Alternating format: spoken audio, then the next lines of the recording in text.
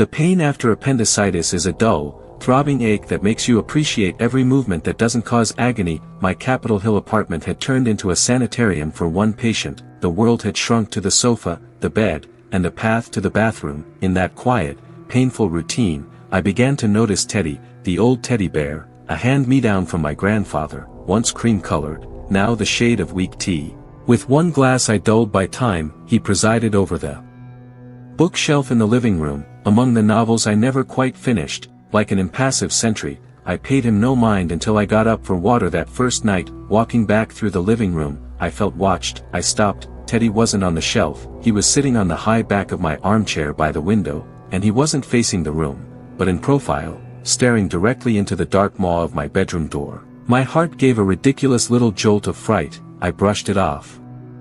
Of course, in my painkiller haze, I'd picked him up and moved him somewhere forgotten. I put him back on the shelf, in his usual spot beneath Harry Potter, and tried to sleep. The next day, he was sitting on a kitchen chair, right opposite the entrance to the living room. One paw was resting on the table, as if waiting for someone to pour him tea. The pose was as natural as a stuffed toy's pose can be when someone has just placed it there, but I hadn't left the sofa all day. That's when the real paranoia began. This was a silent witness, a threat that manifested only through traces, through impossible relocation. I put him back on the shelf. This time, I went further. I found an old piece of tailor's chalk. Why did I even have that? And drew a thick, clear circle on the shelf around the bear. A ritual, childish, and all the more chilling for it. Stay, I mumbled. In the morning, the first thing I did was look at the shelf. The bear was sitting neatly in front of a book, half a meter away from the circle, but the crucial thing, he was outside my chalk boundary. The line was untouched, unsmudged. He hadn't been pushed, he had been relocated,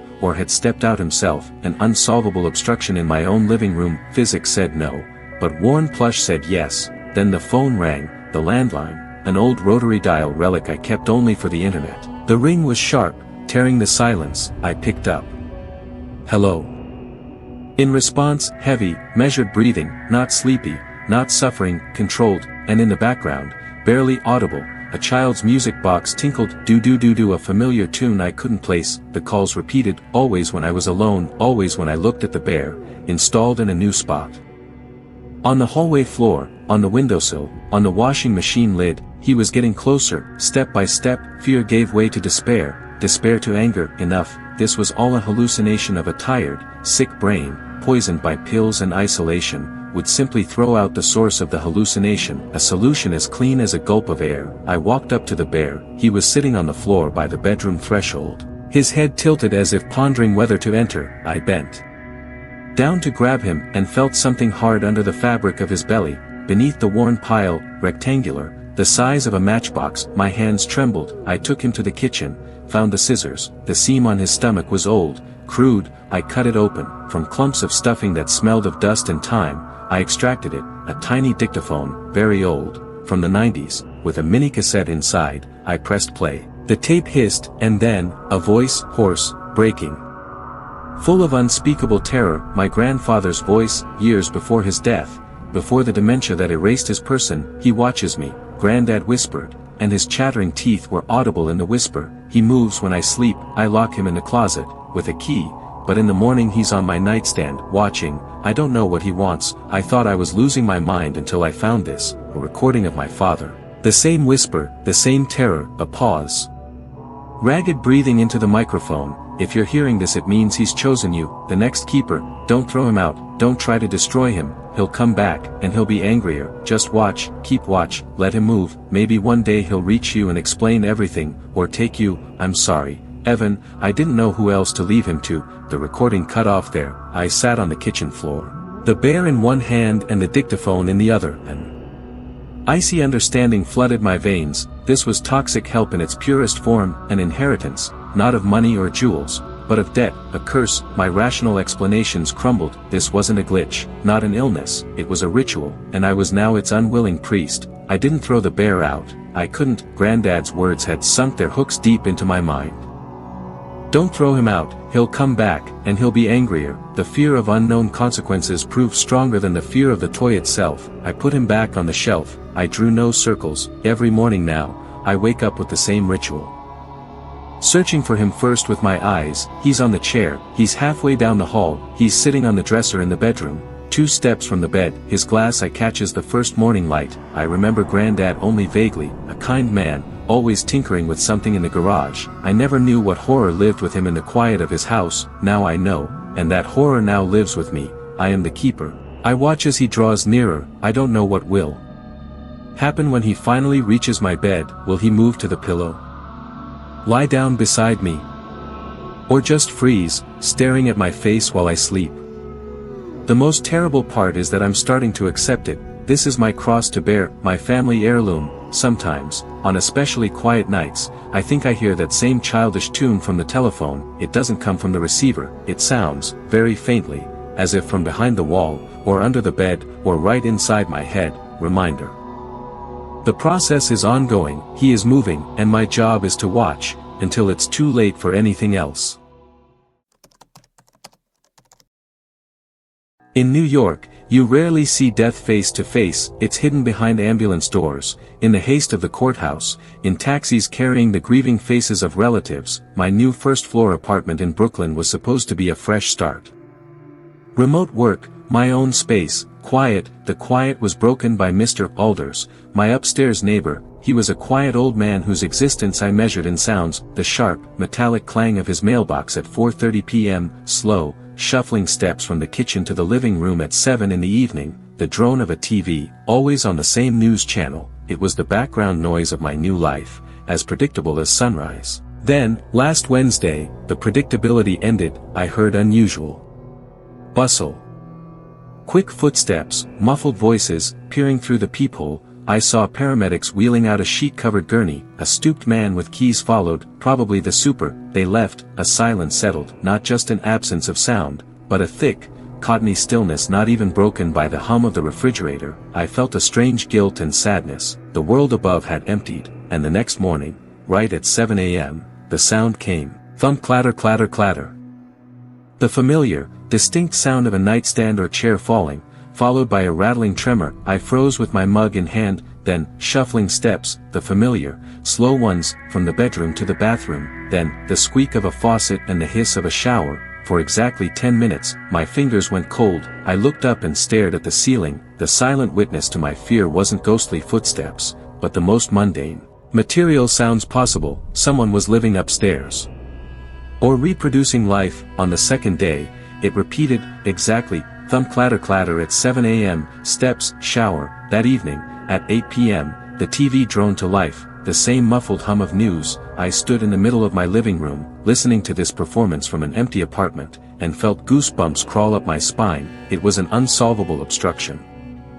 The man was dead, but his routine, etched into the floorboards and pipes, kept executing with frightening precision. On the third day, I decided to act. After the morning show, I went into the hallway. On the intercom for apartment 2B, the red call lead was lit. I dialed the number. Long tones sounded in the receiver. I was about to hang up when the connection established, but there was no voice, no breathing, only silence, the same thick silence as on the day he died. I hung up. The lead went dark. A minute later, it lit up again. I went to the second floor. The door to 2B was old, wooden. I knocked, and at the touch, it swung inward smoothly, silently, a couple of centimeters. It was unlocked. Mr. Alders.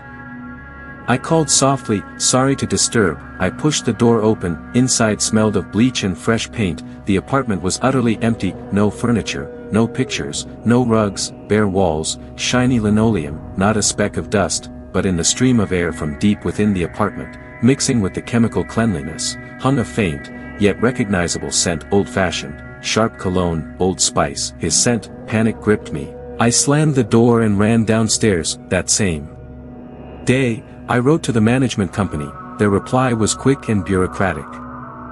Yes, the tenant of apartment 2B, Mr. Alders, is yeah, some ancient, smart home setup. The realtor said the old owner was a tech guy, automated everything on timers, lights, outlets, maybe even the TV, but he didn't leave a password to disable or reprogram it. They're supposedly looking for a specialist to avoid tearing up the walls. Told me not to touch anything for now. He shrugged and walked away.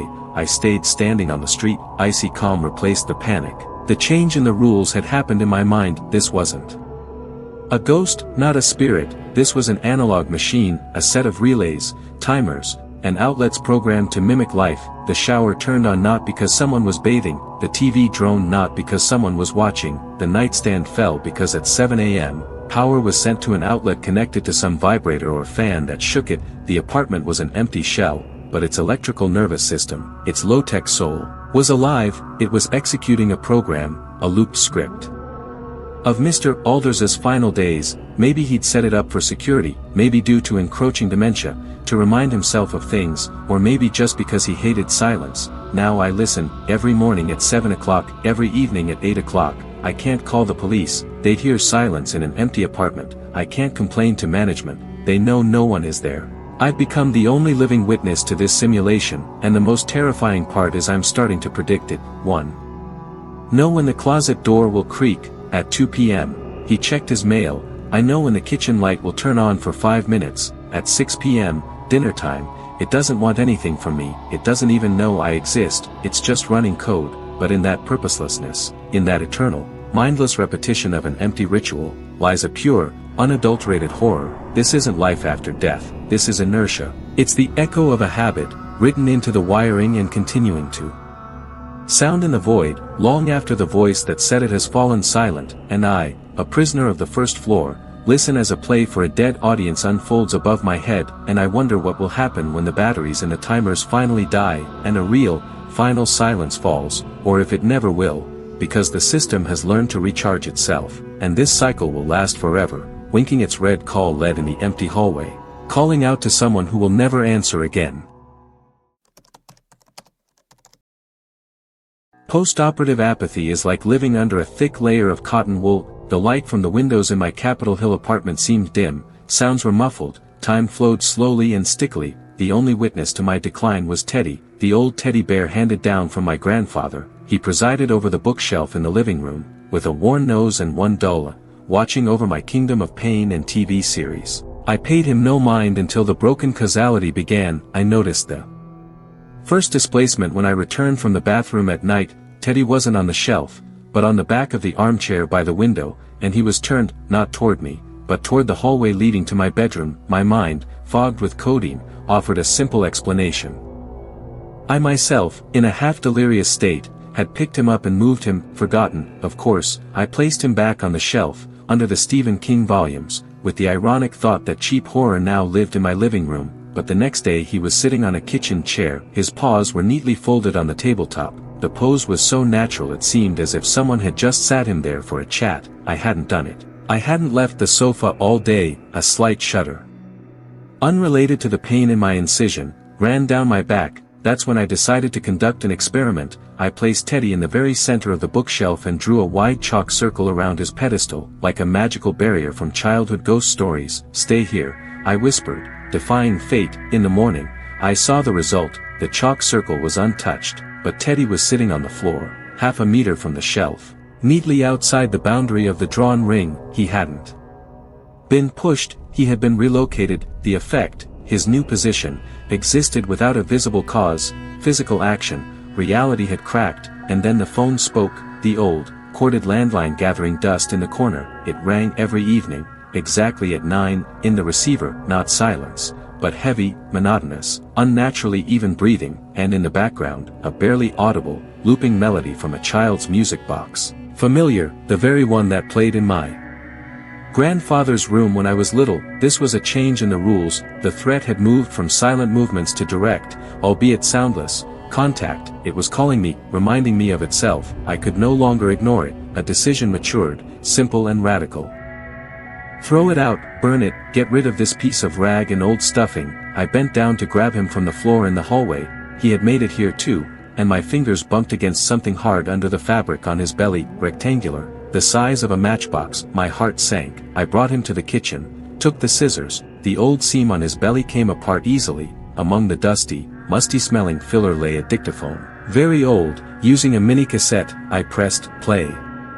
The tape hissed, then rustling and ragged breathing came through, and then, a voice, hoarse, frightened, but still recognizable, my grandfather's voice. Years before dementia took his mind, he always watches, moves when I sleep. I lock him in the closet, but he always returns to his place, to the shelf, watching. A pause, full of static and terror. Found an old box from my father. There's a dictaphone like this. And his voice whispering the same thing. It's passed down, inherited. Another pause, this one long, then a whisper that chills the blood even now.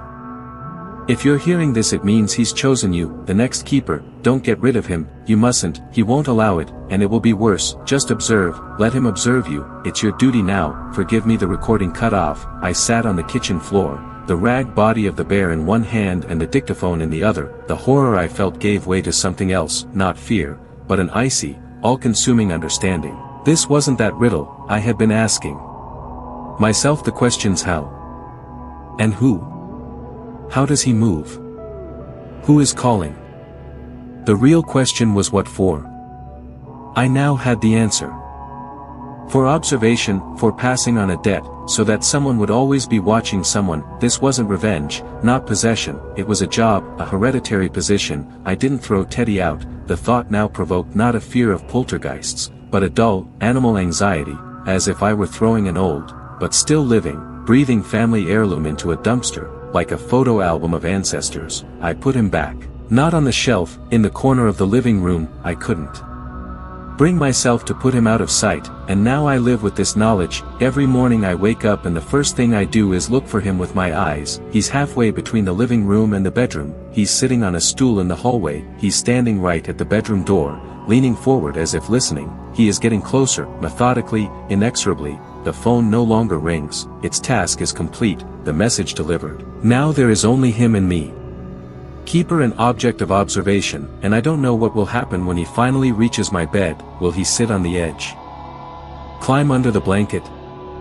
Or just freeze an inch from my face so his single glass I can see my dreams? I don't know. I only understand that this quiet, rag procession is part of something bigger, a chain stretching into the past, and my role in it is not to resist, to observe, and to wait, perhaps for the day when I'll have to record my own trembling confession onto a new tape and stitch it into his belly for the next unfortunate heir, who will one day also find themselves housebound, lonely and vulnerable, and start noticing the plush bear on the shelf changing its pose.